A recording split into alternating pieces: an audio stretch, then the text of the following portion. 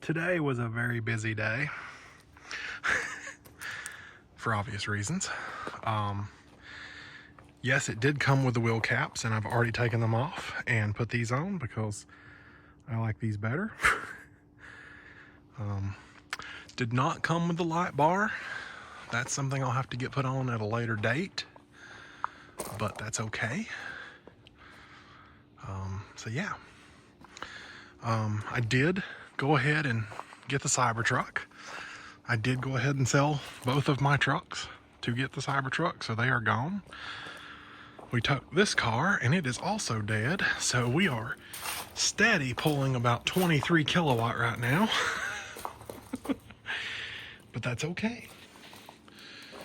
So, first impressions so far, I love it. Hopefully this video is actually working. I've been having a lot of problems out of my 16 Pro Max with video. Just no audio at all. So I have my other phone here so I can open the tonneau.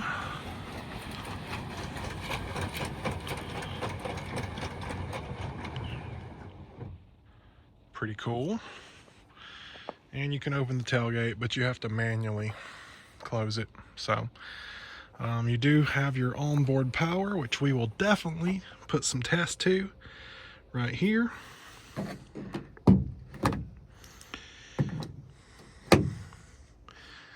Definitely put that to the test. I went ahead and got the windows tinted today, which we will meter those later. Right now it's not looking that dark, but I think it's just the lighting of how things are playing out. And yeah, windshield was very dirty when I got it, and I'm not sure if this is just fog or if that's where it's still dirty. Oh, hello. I just walked up to the front and this opened, so I guess there's that. I wish the Cybertruck logos were CyberBeast in more areas. They really don't do a whole lot to say that this is a CyberBeast. You do get this foundation badge, but that's about it. Back here in the back, there is a Beast logo, which you may not be able to see. Right here, yep, really can't see it, but in the app it does say CyberBeast there at the bottom. So yeah, go ahead and close that back up.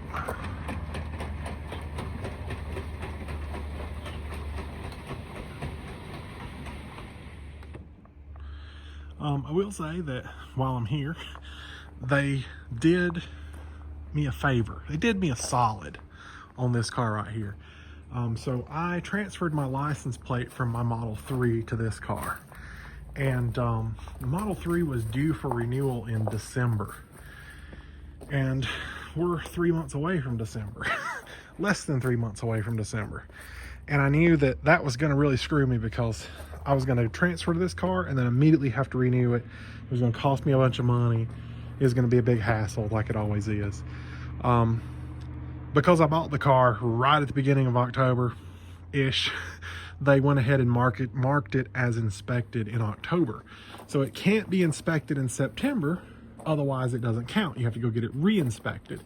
So Tesla marked it as inspected in October, so I don't have to go get it re-inspected. So I got the registration for this car. I hope I put it in the car. I think I did.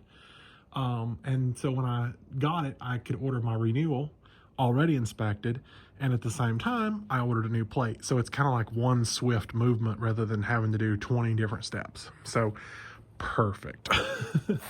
So we did get KWH in the Blue Ridge Parkway for this one. We do have KWH in the lineman for this one, lineman plate, and it's going to be a month or two before I can get a plate on this one because they wouldn't let me do a plate transfer from my Lightning. So I just had to get a temporary plate. And yeah, we'll see with that. I have ordered a license plate frame that says CyberBeast on the bottom. I think that'll be pretty cool. I also ordered a vinyl sticker for the tailgate that says CyberBeast. I'm undecided on that one. I don't know if I really want to put it on there yet or not. I'm also undecided on wrapping it. I think it looks great the way it is, but I'm already seeing fingerprints that I'm not crazy about, which you barely see them in the camera here at night, but during the day you can see them. And I mean, how do you close the door? You know, it's open. I guess I could try to close it from up here, but it's really awkward to try. They put this in here. I'm gonna go ahead and take that out. It has all weather floor mats already in it. That's a part of the foundation series. And it's got the carpet ones in the back. I need to get them out actually, but I don't need this. That just makes it harder to drive. So take this over here. I don't know if you heard that. That was it locking. Weird lock sound. It also has a weird horn, but it's 9 o'clock at night. It is in my list of things to do to line these 3 cars up and do a synchronized light show down here like I did with my last 3 Teslas. I think it's appropriate to do the Arrival because that's what this one's light show is. Oh, jeez. My seat's been moved, but you can see yeah, that looks really good. I tried to clean it and it looks worse than it did. It looked really bad when I picked it up. I've ordered a long reach tool to get down there and I'll have to hit that with it later. But I wanted to look right quick while I'm here. Toy box. I want to see the light show options. Okay, yeah, it has all of them. Someone was telling me it only has the Arrival, which is the one that came with the Cybertruck. But, yeah, it's 10 o'clock. Okay, well, I guess we won't be doing any loud noises tonight. But anyway, there's that. And there was the first malfunction of video. Don't know where that cut off, but like I said, 16 Pro Max having all kinds of video issues. And my buddy says, you know, go on the developer beta, it's better. I'm thinking about it. I really am. But anyway, I don't know what I got cut off. I'll just say potentially more videos coming. I'm already really liking it. I've already got 250 miles on it, and we're gonna do truck stuff. I've got a lot of things I've got to get done in the near future. I've got 2 generators that I really need to take to the small engine shop and just get them maintained. I've got one that's just not running the way it's supposed to, and it probably just needs a new carburetor, to be honest, but not really something I'm familiar with, small engines, so I don't want to. I will say one other thing. There's the locking noise again. I will say one other thing. This is a universal wall connector that I put in myself. The wire is just kind of tacked down and sent underground. It is direct bury wire, so it's rated for that. Maybe not tacked up like that, but being direct buried, it's rated for that. No issues there whatsoever in the installation. It pulls its 48 amp. It never has an issue. Only in a couple of instances where it was left in direct sunlight, charging at 48 amp for 3 hours, did it slow down because it got too hot. But that's not a wiring issue, that's a direct sunlight issue. You need the universal wall connector for the Cybertruck, and there's the universal part, for it to do power share. And that is something I really wanted to do, was power share. You have to go through Qmerit to get the power share installed. And being I've already got half of the job done, all they would have to do is run a communication wire from this to our panel and put in the power share panel. And honestly, it's not a hard job. I could do it myself. The problem is I don't think Tesla will activate it for me. It has to be done professionally. So I don't know if that's going to work. So, I'm patiently waiting. It has been 3 weeks since I submitted a quote with Qmerit and have heard absolutely nothing. So, I did get the credit from Tesla to buy the power share for free.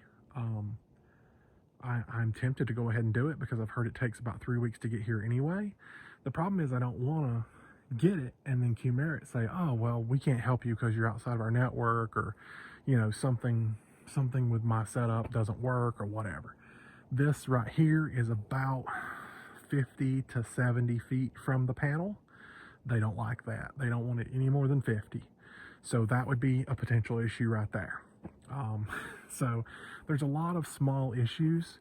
Our air conditioner, I wanted to try to run the air conditioner on the power share. I learned that it's only 35 amp. Problem with that is they've got it on a 60 amp breaker, and it is wired so jacked up. The company who put our air conditioner in clearly are not electricians, and they don't know anything about electrical. So hopefully they're not going to say we got to redo this just to do it right, or we can't do it kind of thing, because that's going to really drive the price up. I honestly think that this should be doable for about $2,000, and that's an exaggerated price just because I know how that works. All they need to do is put in the Tesla gateway and run a wire from this wall connector to that gateway, which is about 50 to 70 feet, and it'll be done. That's all they have to do. And I'm willing to pay up to $2,000 to do that. Tesla no longer gives the credit to have it installed for you, so you have to do it yourself. But I still think it would be a better setup to be able to keep my whole house backed up, you know, without having to manually do it. But we'll see. We'll see what they say. If they don't work with me on that, then maybe I'll just use the credit for other stuff. I would like to have a bed divider that goes in the middle just to kind of separate the cargo, keep it from flying around. I've already ordered the under-seat storage container because it doesn't come with one. It comes with the things here, which are the sunshade and the regular floor mats, but I actually don't know how to lift this seat. So there's that. So yeah, I don't know. I thought it just lifted up, but I guess it doesn't. There's probably something to pull here. I don't know. But this goes under here like that. And yeah, I mean, you can clearly tell I just got it. I don't know anything about it. So I'll look and see how to pull that up. But there's nothing under here. And if you put stuff under here, it's just going to slide around. So I got the bucket that goes under here that you can put your stuff in, because that's, I store a lot of stuff there. So okay, I found it. It's right here. It's like a little, right there, thing you pull. I have no lights, so this is working really good. But as you can see, the seat folds up like this. So yeah, we'll work on that later.